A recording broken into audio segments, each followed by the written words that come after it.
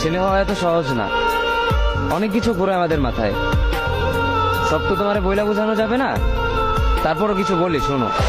আমরা ছেলেরা বউর সামনে মার সাথে ভালো করে কথা বললে মার আঁচলে থাকা সন্তান, আবার মার সামনে বউর সাথে ভালো করে কথা বললে বউর গোলাম। নিজের ছেলে মেয়েদের যদি মারি আমাদের দয়া মায়া নাই, আর ওই ছেলে মেয়েদের যদি কিছু না বলি আশকারা দিতেছি।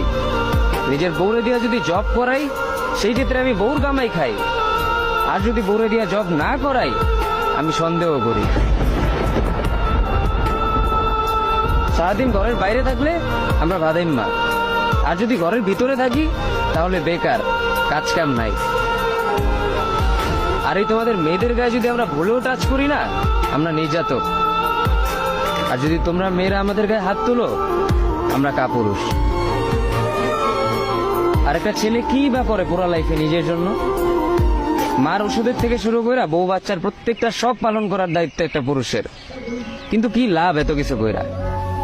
দিন শেষে একটা ভুল করলেই সবাই ভুলা যায় যে কে কি করছে তার জন্য।